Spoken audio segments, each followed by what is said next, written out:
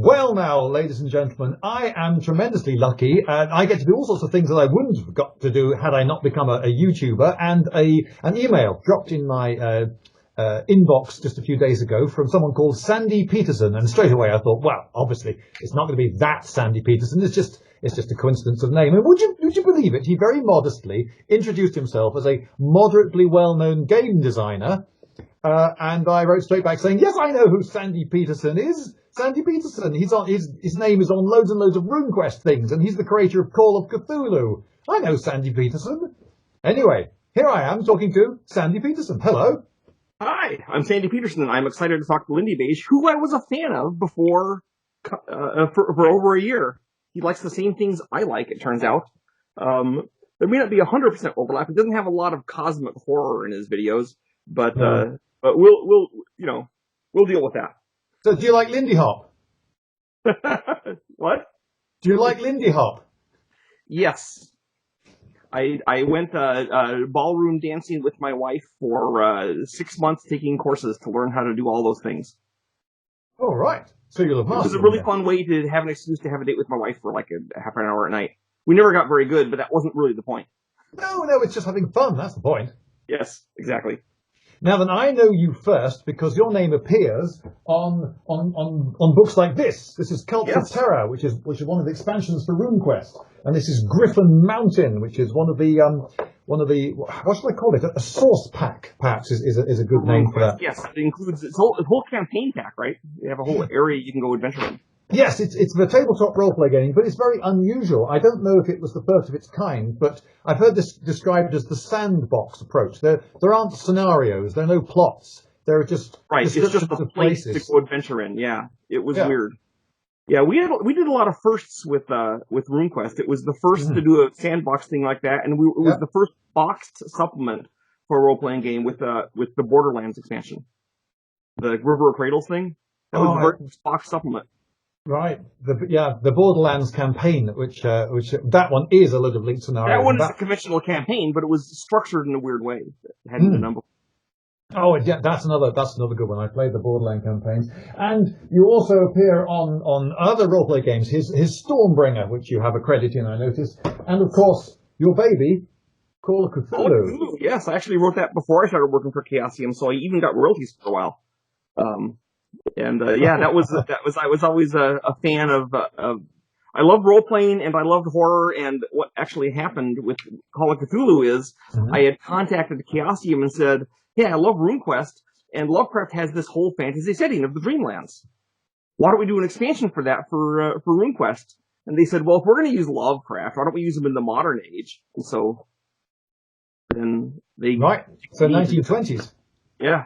Well, they wanted to do it in the 1920s. And I didn't care when it was done, so I was in.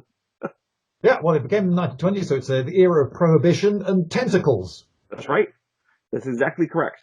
So were there other... as I understand it, that was what popularized horror as a role-play genre. I can't think of any... There might have anything big before that was horror. There was nothing big before it. There was Stalking the Night Fantastic, which was super tiny, but it was the first major horror game.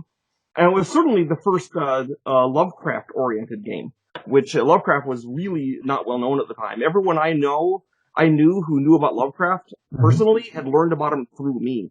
So he was, not famous. And now, of course, he's all over the place, and you can't stop seeing Cthulhu games. And I've had people tell me that there's too many Cthulhu games, which I'm fully in sympathy with.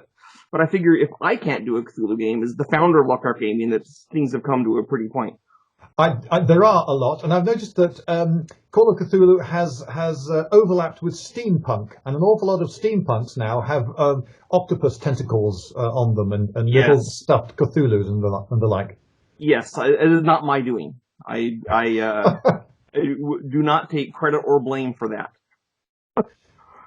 But okay, my feeling about steampunk, and I'll put it out there. So my feeling is that I think the Victorians are really interesting. And I think they're so interesting, we don't have to add faux technology to them to make them more so. And you can take the Victorians as they actually were, and they were pretty mean guys. They were tough, they were brave, they were cunning, they had all these weird cultural quirks, and you don't have to give them leather top hats with goggles on them to make them better. You know, they had steam-powered looms. They did. They did. They built giant metal ships that crossed the Atlantic. You know. Oh, that'll never happen. Well, there was, what was it called? The Great Isambard Kingdom Brunel, his ship. Oh, the Britannia? Was it? Financial failure, but an amazing ship. Yep, eventually came to grief off the Falkland Isles, or am I mixing that one up with another one? There's one which today you can visit, and it's in Bristol. Oh, cool. You mean another one? No, he made more than one ship. He made loads of ships. Well, he also did all the bridges and railways. I mean, the guy built Victorian England, you know. It's staggering. I mean, just unfeasibly vast number of bridges he made. Yes. And I mean, the scale. Him, imitators, you know. So you're trying to, and then you have the same thing going on in America with really the Civil War is what brought a lot of our stuff to the front. Mm-hmm. Certainly the use of railways and metal ships. But anyway, ironclads. You're flowing afield. Yes. I listen to steampunk and that I like the real Victorians. and I think that's fair. So in the case, am I right in saying that you've never actually been professionally anything other than a game designer? I have never had a full-time job besides being a game designer. I had part-time jobs, you know, in high school and college, and then I became a game designer. So I don't really have anything to compare my life with. I assume it's weird, but this is what I think it's wonderful that it's possible. I suspect that you're in a pretty not very many club. Yeah. Yes. We once did an estimate in the early 90s of how many game designers there were in the United States, mm-hmm. and we realized there was fewer than there were Congress people. There's probably more game designers now than Congress people, just because of the proliferation of computer games and the need for more designers. But it's still a pretty rare job. Yes. Now, you went on to do a lot of work in computers, and of course, the game that leaps out at me when I see your CV is Doom. Yes, I did 20 of the 27 levels in the published Doom. Plus, I had to name the levels and the monsters and figure out, I did design stuff on them, right? Now, when you have a designer in a computer game, it's not quite the same as a tabletop game. Mm-hmm. The designer in a tabletop game is like 80%, 90% of the work.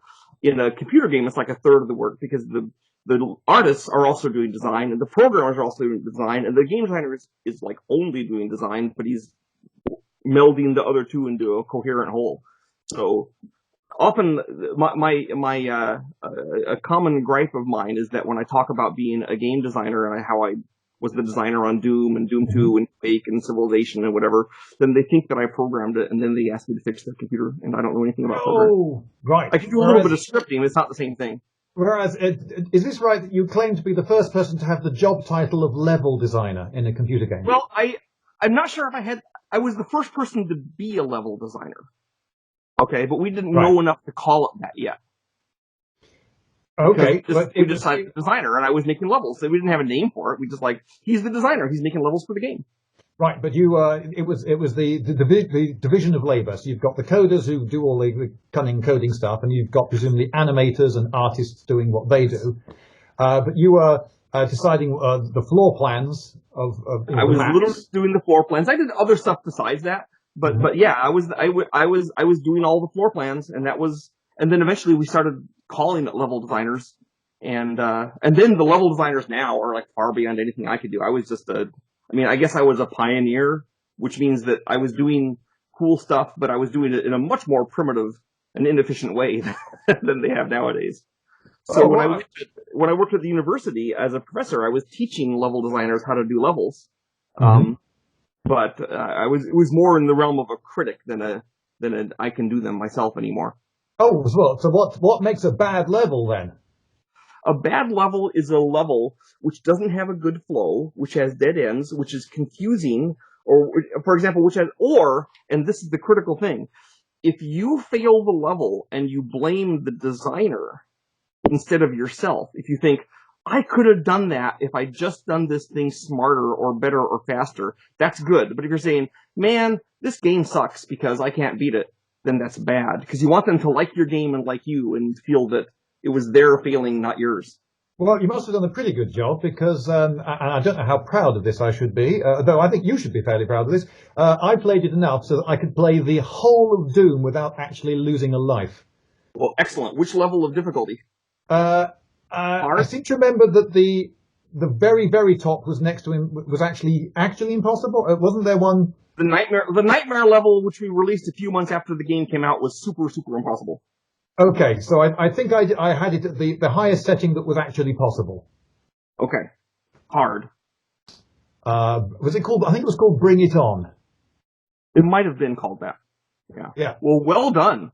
I apologize for the grief that you experienced during that when I jumped you with monsters or some horrible puzzle.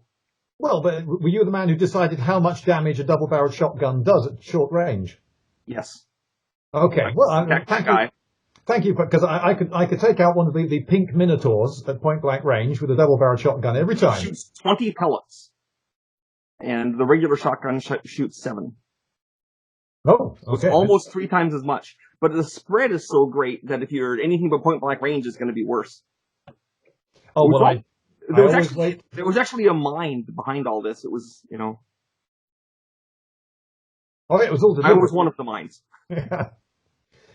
So I remember my brother was hooked on a game called Dungeon Master. Do you remember that one? It was I know it was on the Dungeon Master. Yeah, I was hooked on it myself. In fact, that is probably one of the games that made me want to go into computer design.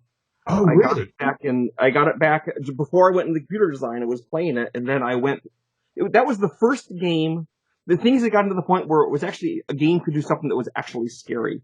Oh yeah, it's very atmospheric. The first level, and I go to a place and there's a grate with a mummy behind it, and I push on the button and the grate goes up, and the mummy walks forward and it goes, "Rawr!" And I dropped my mouse, and before I could pick it up again and do something, the monster had killed me, and I was like, that was impressive. It also had the rooms getting darker and darker, and so I tried to use some of that in Doom to bring it on, and now of course everyone changes the gamma adjustment, and it's not the same, but that was the first time I thought you could get an emotion in games besides just, intellectually solving the puzzle. Yes, it was very atmospheric, the first one. I remember there were these creatures that would come up and steal something, and they would make this quite quiet yeah, noise. And then you had to run those stupid things down. They were the little thieves. And did it ever happen to you that you were somewhere very dark and it stole your torch? It steals your torch out of your hand, and because the convention is if the torch is in your hand, it's burning, but if it's not, it's just... And so everything would suddenly go dark. Everything's dark. You got to go into your inventory, find the new torch, pull it out, and then when you pull it out, there's some awful thing in front of you that's trying to kill you that you didn't realize. Right. Well, that was a good one. But then later they produced a sequel. I think it might have been called something original, like Dungeon Master 2, in which loads of the walls were illusions, and you could actually just walk through them. Yes, and that was many of them. There's too many. It was a one-trick pony. I wonder if they had a different level designer or something. I think they must have. Doom, one of the rules I followed in Doom on every one of my levels is that every single secret in it, there's a clue to. Mm-hmm. There's something in the wall texture, or like one of the clue is that if you look on the mini map, there's an arrow pointing towards the secret. And so there's always a clue. And so it's never just, you don't have to go bump on all the walls to find out if they're secret. And that's what you ended up doing in Dungeon Master 2. You had to bump into every single wall on the entire level to make sure it wasn't there was no clue. It was just like, oh, there's a secret here. But I made sure there was clues.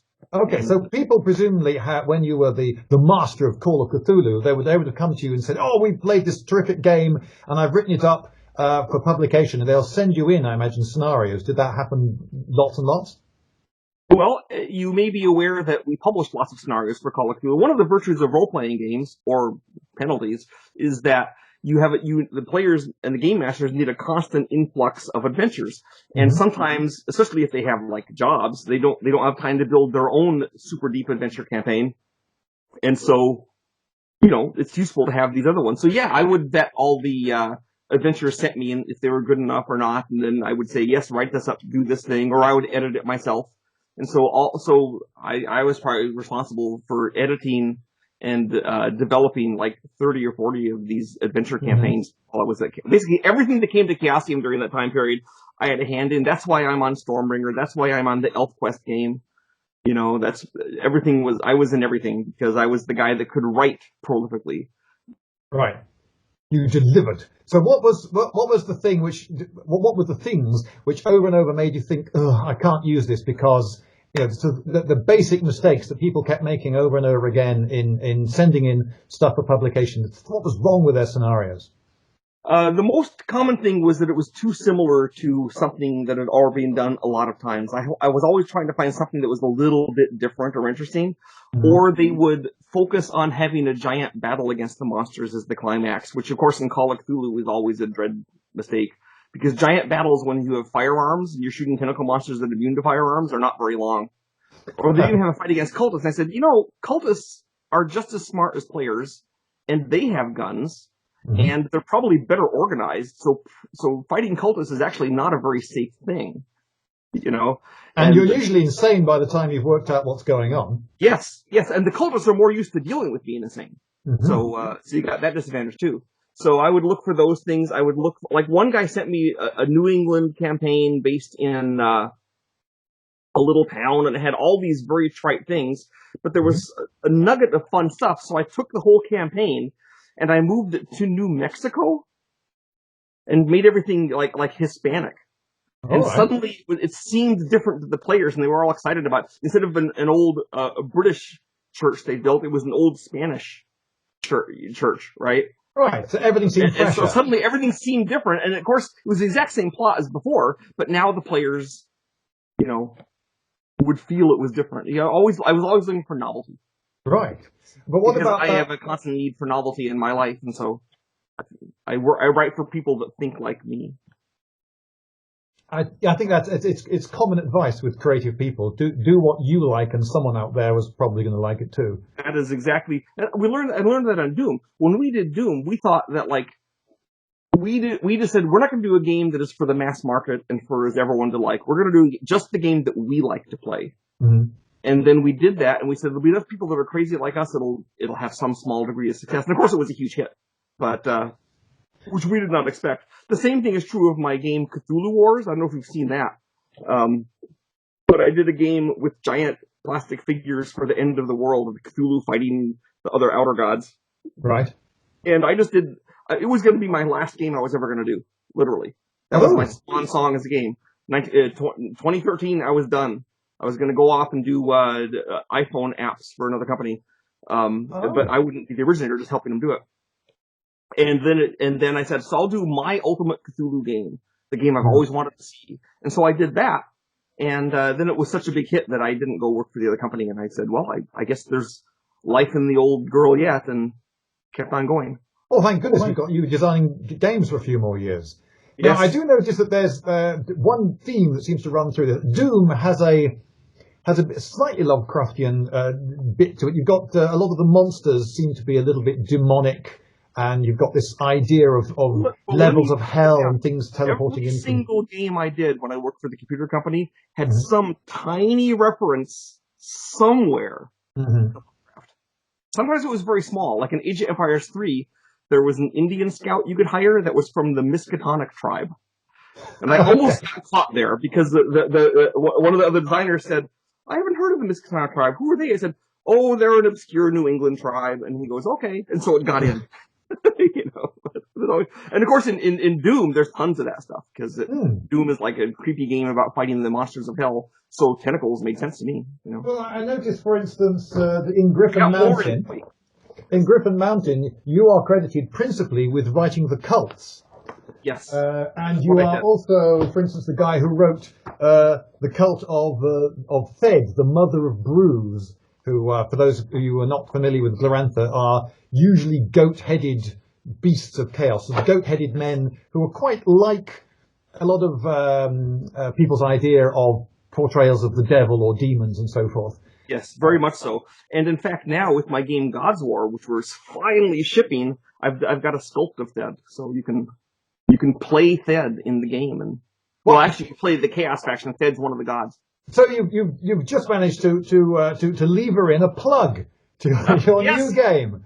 Okay, then, friend. No, I don't mind you're doing a plug. So you've got a new game out called The God's War, and it's got big plastic figures. But can our viewers really just believe you that these figures are genuinely big? Is there any way of proving their size? Because I'm going to have my son bring me one of the figures, and this is what do you want to bring me? How about Orland or Gennard or the Moon Goddess?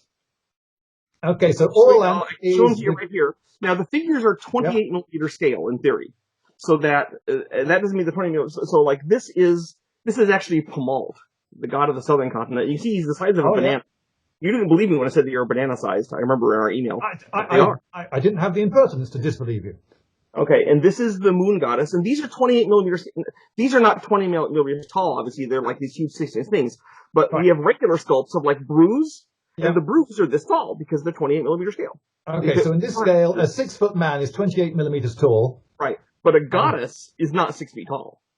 No. Goddess. Or the storm god has to be this giant impressive thing. So he has storm barbarians who work for him. Or we have a guy riding a sky bowl, and his scale is 28 millimeter, and he's riding the sky bowl. But the god himself is this giant thing. So when you are playing the game and you plunk the god down on the map, then you feel like, oh yeah, here's the barbarian. See, 28 millimeter space, perfectly reasonable size. You can take this guy and he can be your PC in a D&D game, you know. Or you have and here's the guy riding the sky bowl. It's bigger. But the guy is still 28 millimeter scale. But the god, whom other players want, it actually has some game use in that when you plunk him on the map, then everyone can spot where Orlanth is. And of course they want to know that because he's all scary, and giant. But I did it mostly because I wanted to use these figures. I did the same thing with Cthulhu Wars, more famously, where I have giant statues of Cthulhu and the monsters. And though there is gameplay value in it, the main purpose was because I wanted to have these cool things to use in my role-playing games.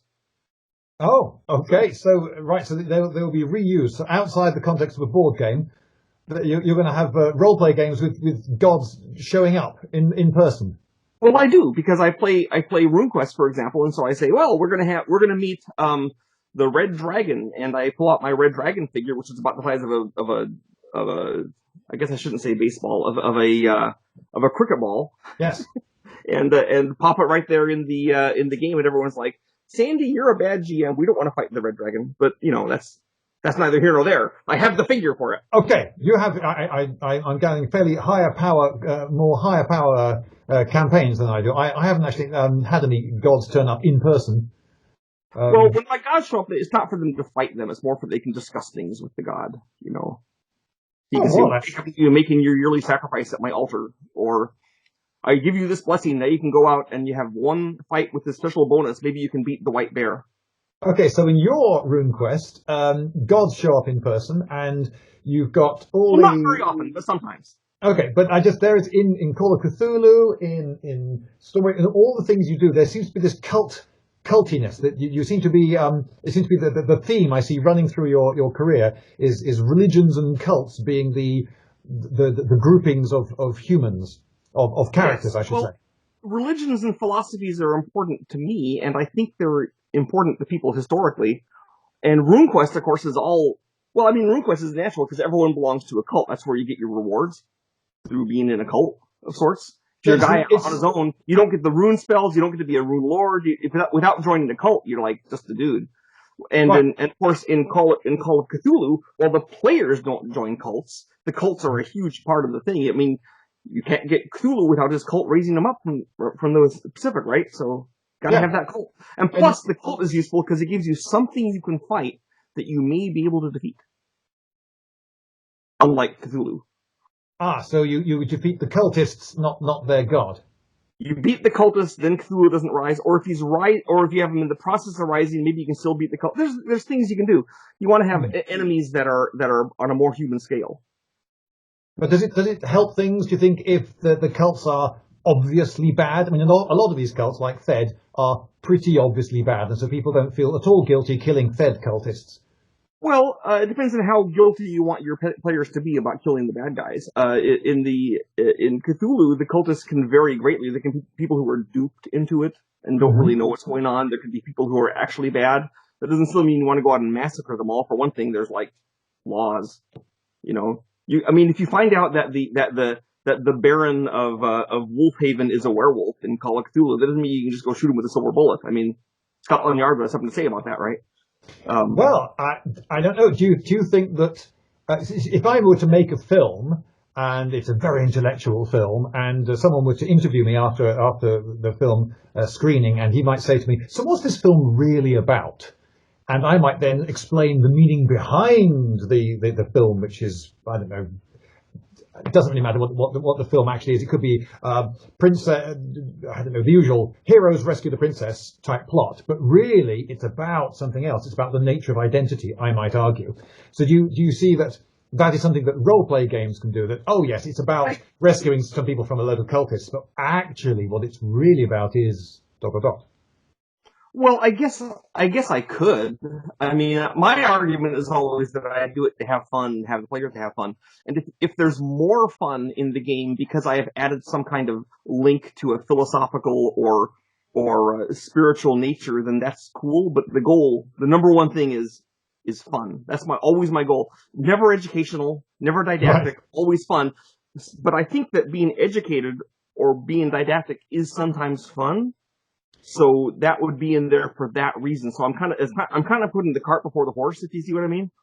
Right. I suppose if a role-play gaming scenario has a moral point to make, then it shouldn't railroad the characters. It shouldn't present itself as this is the correct answer. Realize, oh my gosh, really, friendship was the treasure, or whatever you're trying to get them to do, right? But for example, when I was working on the Age of Empires series for Ensemble Studios, this was a basically historical real-time strategy game where you'd play the Japanese or the Teutonic Knights or someone, and you'd be battling for control of some kingdom. Mm-hmm. And we didn't do it for educational purposes, but when we found things that were real, we could add in to give them abilities and stuff that we thought made it more fun. That's why we did it, not for the educational aspect. And right. So, yes, and I did a load of scenarios for a Trojan War game, which a load of people, they got play tested. And I just tried to make it an interesting story first, but they did quite like it when I then at the end of it would say, by the way, this building that you've been wandering around is actually a real building.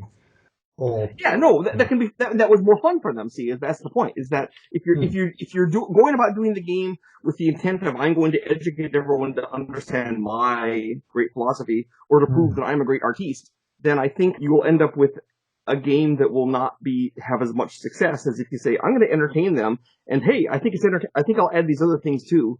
Then they'll play the game and say, oh, this is cool. I learned this thing plus I had fun.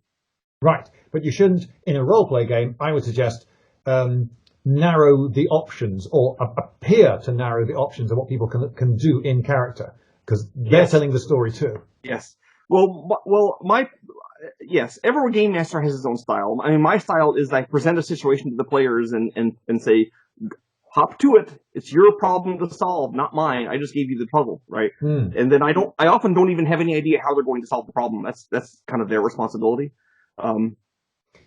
Okay, but that would be a difficult thing to publish. Yes?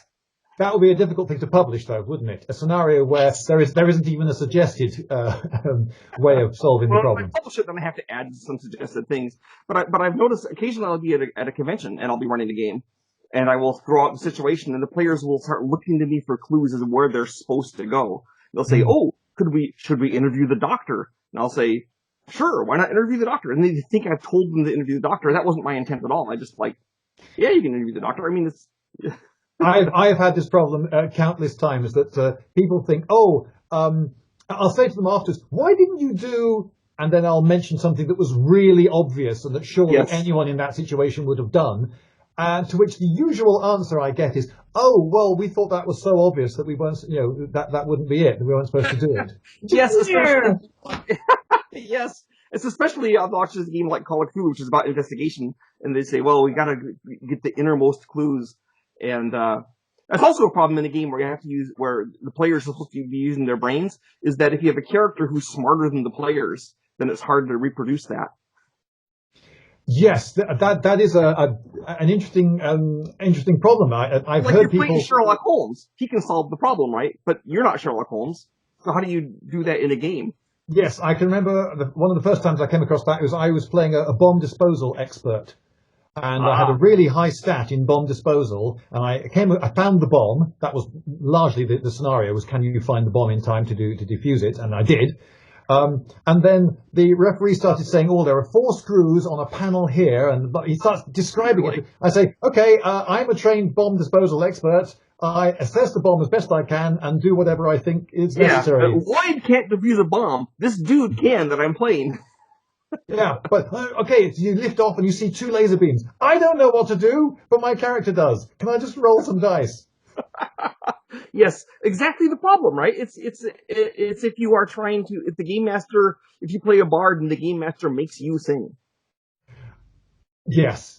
That's a very good example. There might be a place for that sort of thing, but it's not always appropriate, So sometimes I'll just say, well, you know that if I want to have a degree of the player involved as well as in the case that you gave me for the bomb disposal, I would say, that from your skills that breaking one of the beams will not set off the bomb, but breaking both will. Or something, and then having you proceed from there, trying to figure out what to do. Yes, or some knowledge of the person who created the bomb and how they're trying to double block you or something. The laser beam is so powerful it will burn through your blocking thing in exactly 2 minutes, 30 seconds. That's how long you got. Yeah, turn it into a game. Then you feel smart, and yet your player has to make the decision instead of the character. Yeah.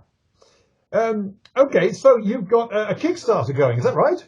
I do. I have a Kickstarter campaign going for Sandy Petersen's Cthulhu Mythos for 5e, and which is of course Dungeons and Dragons, but we're not. But Dungeons and Dragons doesn't have us use the words Dungeons and Dragons on the front cover of our book. But that's okay because it all works. But they still let us make it compatible. It just says 5e. Is that all it says? And people are meant to just know what that means. They're supposed to figure it out. I think I was told that they would.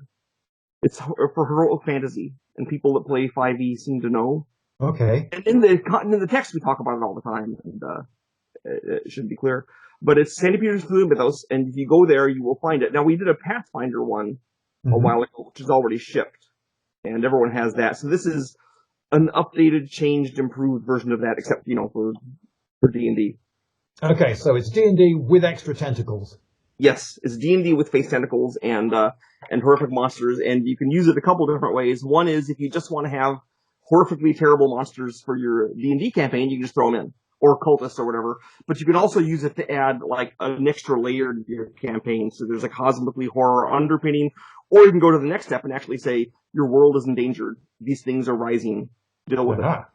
Okay, so you've got your plug-in. Yes, I got my plug-in.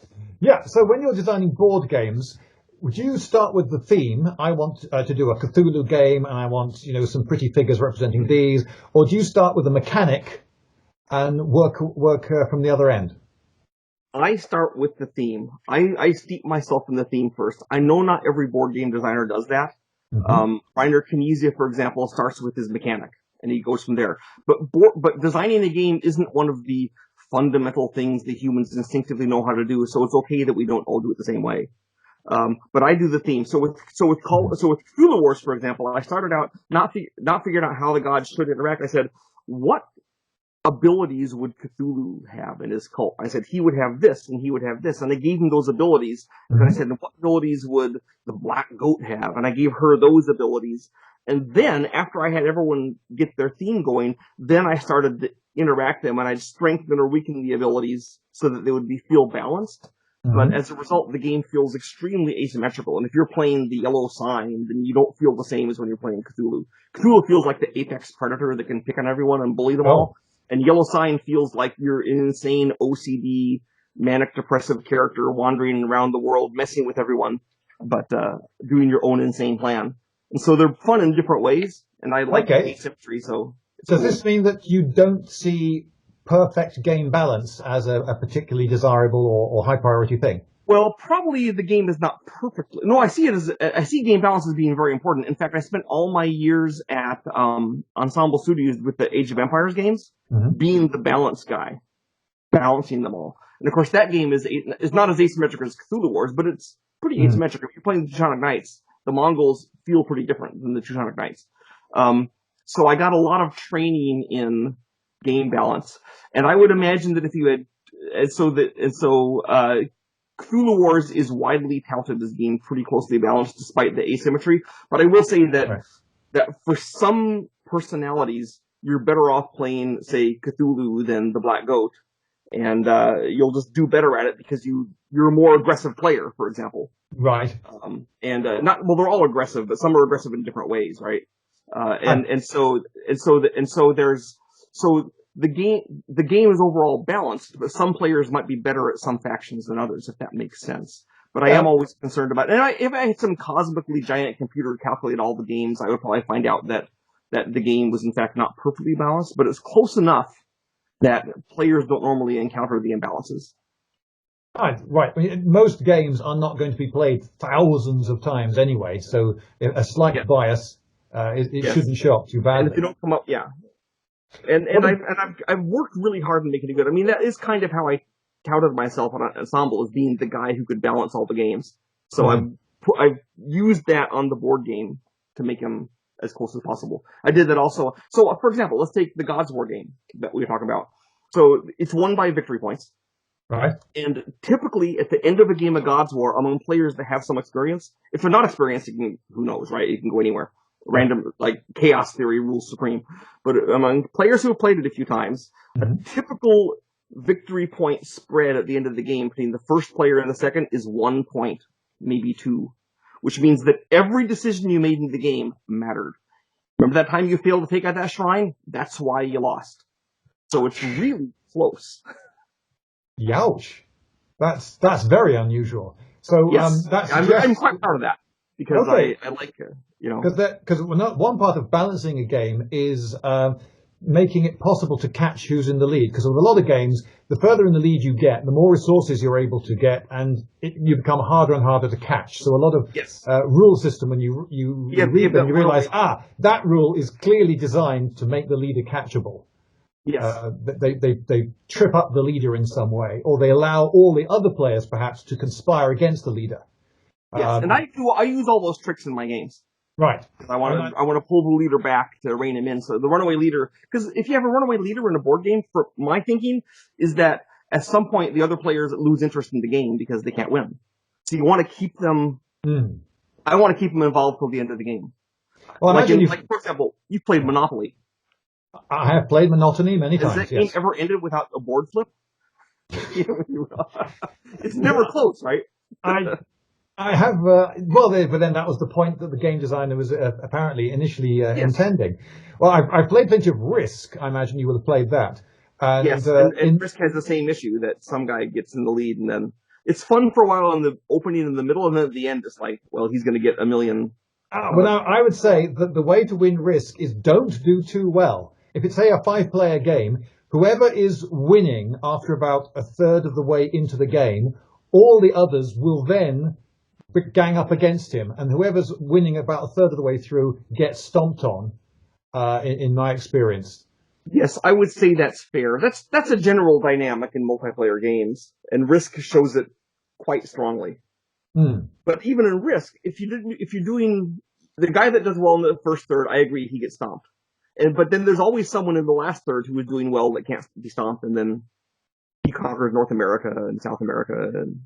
Yeah, and another annoying thing, there are many annoying things about Risk. For instance, it's possible to be knocked out completely quite early on, and then you just have to go and read a book while all your friends carry on playing.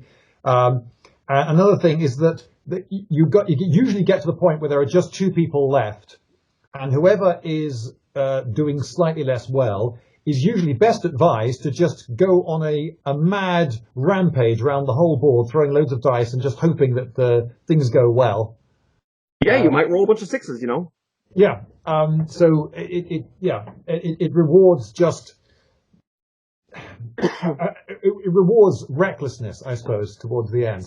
Well, it was designed back in the Neanderthal days of board game design when it wasn't as well done as now. I mean, in the 1980s, it started in Europe when he started doing games like Settlers of Catan and Agricola, these high quality games that didn't last a million hours, where you could stay until the end of the game and had some kind of degree of balance that came out, and then that changed the nature of gaming.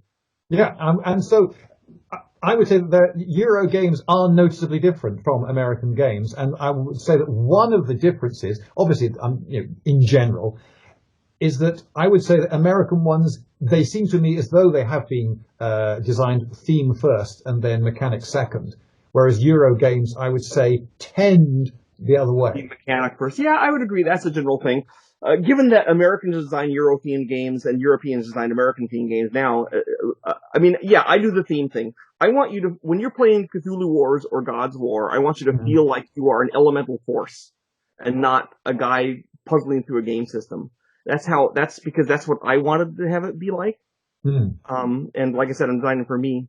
So the balance and the mechanics kind of come in later. And of course I spend time doing that, and that's why it takes me, months and months to do a game. But for me, it's always the theme first. I figure if someone's going to buy a game called Cthulhu Wars, it's because they want to see Cthulhu rampage across the world. So I want to give them that. Absolutely, you wouldn't want to disappoint them on the Cthulhu rampaging. That would be wrong. And I do get the impression sometimes with a European game that I'm doing maths. And it just happens to have pictures of dragons on the board, but it's really a maths problem.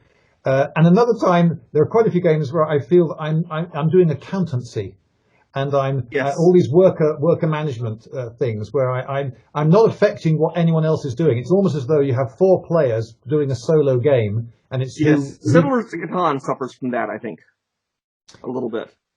You do interact in it, but you're kind of building your own empires separately. There's trade. But I want to feel, I mean, you can do them better or worse. There's the board game Civilization where even though you're doing a lot of accountancy type things, you still feel like you're running your civilization. But it can be done to the point where you're not anymore. And then I feel the designer would have failed. I think a very nice thing about Settlers of Catan, and I think one of the reasons it was so successful, is that there are many games where you have your turn, and then you may as well go away and make a cup of tea, because there's nothing for you to do until it's your turn again. But Catan keeps you involved. Exactly. Every single turn, someone might roll a 10, and that means you've got 2 more wood, and then you can trade, and something else happens. Yes. That was a good thing about Settlers of Catan.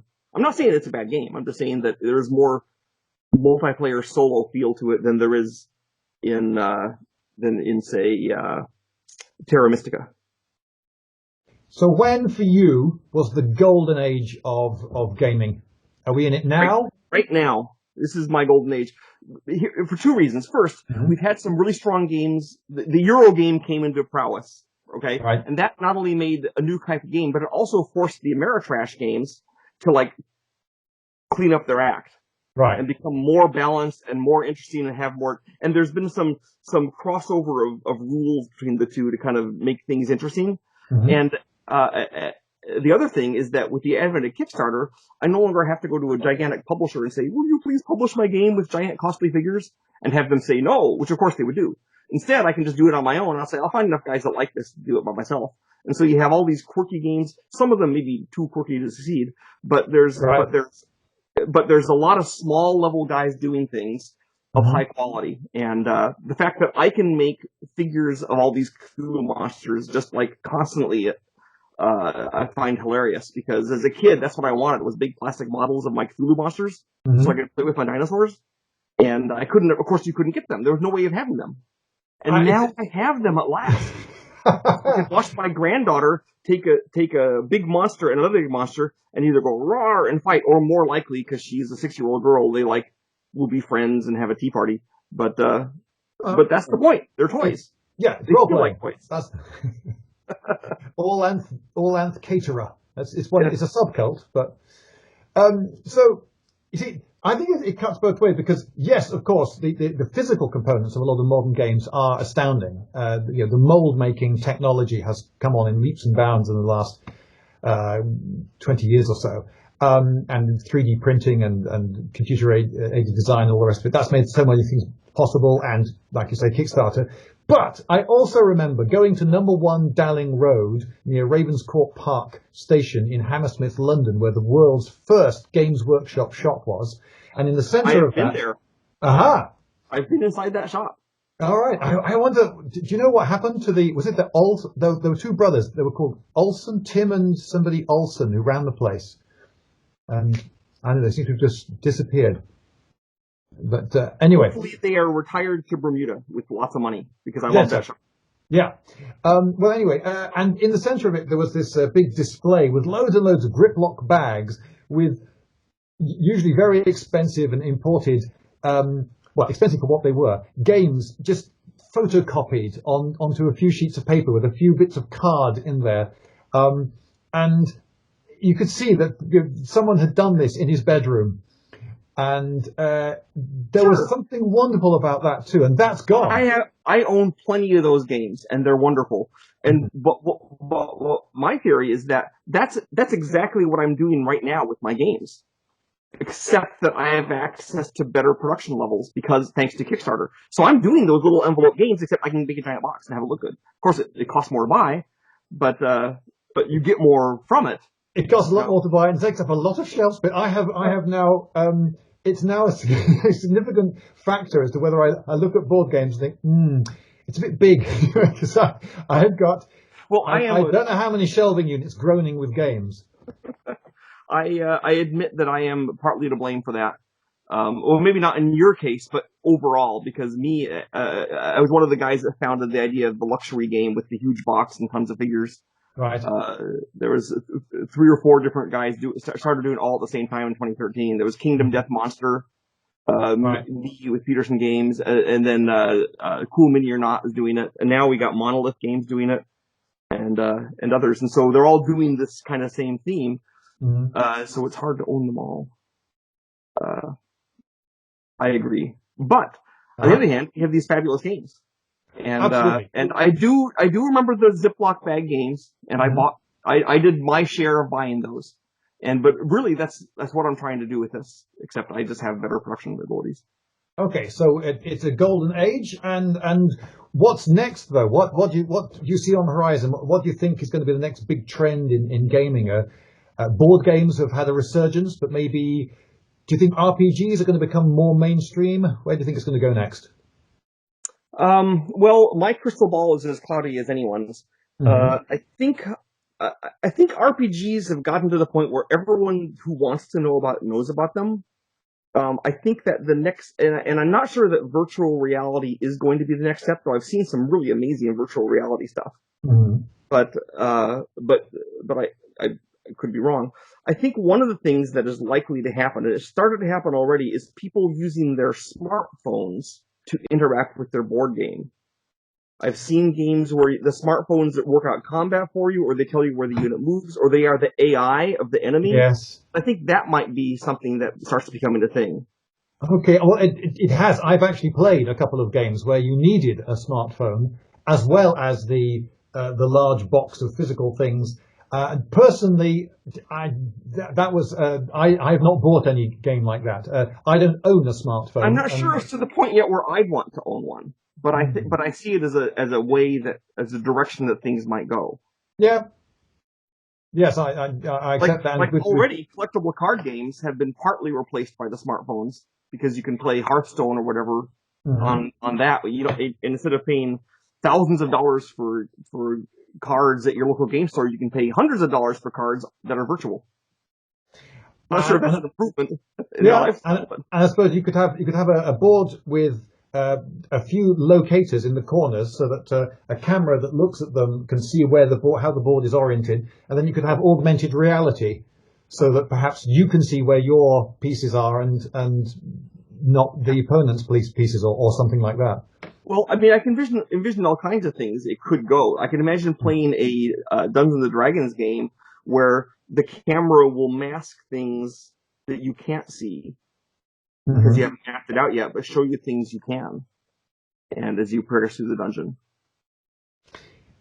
Yeah, I can see how that could work, but I think that ultimately people are going to prefer sitting around a table with actual humans, looking them. Certainly, that's what I prefer. Yeah. Certainly, that's what I prefer because if I'm playing Cthulhu Wars and I crush you face to face, then there's not you necessarily personally, but But it's like there's a certain joy that I get that I do not get when I beat a video game. Okay, and joy is what it's all about. Sandy, Yes. this has been wonderful. So we've covered role-play games, we've covered computer games, we've covered general game design, and a quick potted history of your career, and a little bit of a look forward. So Yes. I think it's been marvelous. Thank you so much for agreeing to do this. And thank you. I really appreciate it. You asked me if there's anything that I said you shouldn't put into your thing, and there's nothing. Keep it all. Oh, hooray! Okay. Anything you think is boring, but I'm not ashamed of anything I said. I saw nothing boring. So, okay. Good. Thank you so much, and goodbye. I do have one last question for you. Oh, yes. Go ahead. Okay. So, why do you like the Churchill tank?